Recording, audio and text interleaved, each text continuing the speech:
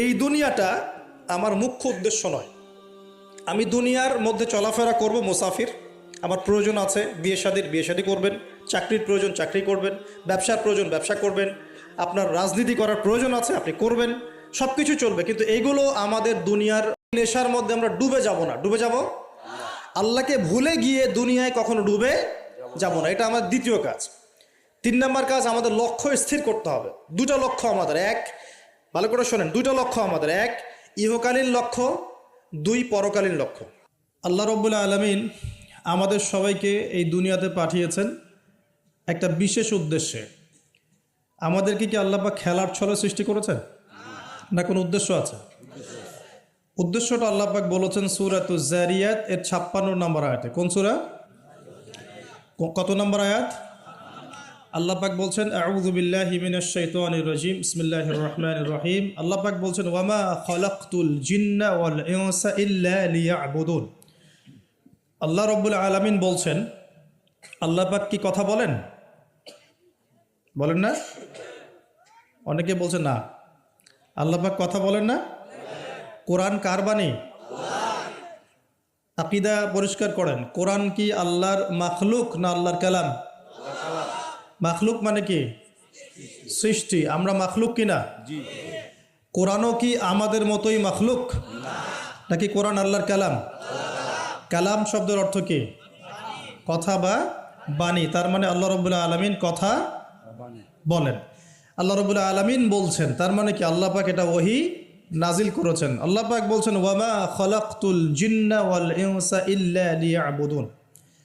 আল্লাহ বলছেন আমি জিন আর মানব জাতিকে শুধুমাত্র আমার ইবাদত করার জন্যই সৃষ্টি করেছি, অন্য কোনো কারণে সৃষ্টি করি নাই। এখানে 2টা শ্রেণী পাওয়া গেল, একটা হচ্ছে জিন জাতি, একটা কে? মানব জাতি। জিন জাতিকে আমরা দেখতে পারি, দেখেছেন কখনো জিন? দেখেন নাই, কিন্তু আমাদের সমাজে অসংখ্য জিনগ্রস্ত মানুষ ঘুরে বেড়াচ্ছে।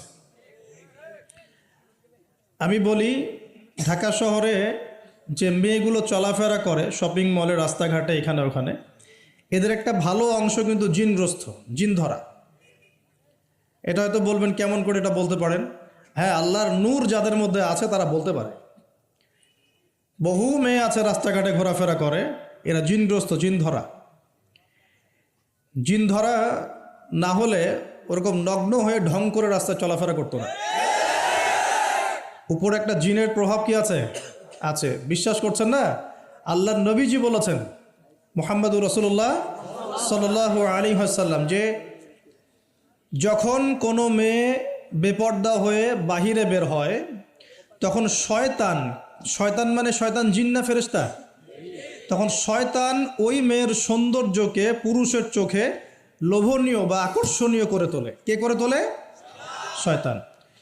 তোমাদের কারো যদি কোনো গায়রে মাহরাম বেপর্দা কোনো মেয়েকে দেখে খারাপ চিন্তা জেগে যায়, তাহলে তোমরা বাসায় চলে যাবে। কোথায় যাবে? বাসায়। সেখানে গিয়ে তোমাদের স্ত্রীর সাথে সময় কাটাবে, ইনশাআল্লাহ তোমাদের সেই খারাপ চেতনা চিন্তা দূর হয়ে যাবে। তার মানে এই হাদিস থেকে প্রমাণ হচ্ছে শয়তান বেপর্দা মেয়েদেরকে সুন্দর করে উপস্থাপন করে। জিন ধরা মেয়ে আছে সমাজে, এবং কোনো কোনো ক্ষেত্রে এখন ছেলেদেরকেও জিন ধরছে, ধরছে না? মাঝে মাঝে দেখবেন যে এই শীতকালে কিছু কনসার্ট হয়, দেখেছেন? কনসার্ট হয়, ফ্যাশন শোজ হয়, আরও অনেক ধরনের প্রোগ্রাম হয়। এগুলোকে নাম দিয়েছে মানুষ সংস্কৃতি। কী নাম দিয়েছে? ওখানে উঠে দেখবেন যে বড় বড় চুল আছে, অনেক লম্বা লম্বা চুল, একদম স্টেজের উপর উঠে লাফালাফি ঝাপাঝাপি করছে। দেখেন নাই? মিউজিক্যাল কিছু ইনস্ট্রুমেন্ট নিয়ে, দেখেন নাই? তো আপনার কি মনে হয় এরা সুস্থ? এটা সবার সাথেই জিন শয়তান আছে। কি আছে? আচ্ছা, একটা কথা বলি, কোনো কোনো ক্ষেত্রে ওয়াজ মাহফিলের প্যান্ডেলেও দেখা যায় কিছু কমেডিয়ান, কিছু বাউল, এরা মানুষকে ডিজে জিকির শেখায়। দেখেন নাই? ডিজে জিকির, একজন গান গায়, একজন কথা বলে, কেউ চা খাওয়ায়, কেউ কফি খাওয়ায়, কেউ কেউ ঢেলেও দেয়, হ্যাঁ, কেউ উঠ বস করায়, কাউকে উঠতে বলে, কাউকে বসতে বলে। দেখবেন অনেক সময় লোকজন লাফালাফি করছে, বক্তা জিকির করছে, তার উপর হামলে পড়তেছে একদম। একটা দলিল দেখাবেন, খালি একটা দলিল যে নবী সাল্লাল্লাহু আলাইহি ওয়াসাল্লামের জামানায়, 4 খলিফার জামানায় তারা মসজিদে বসে এইভাবে জিকির করেছেন, একটা দলিল খালি দেখাবে।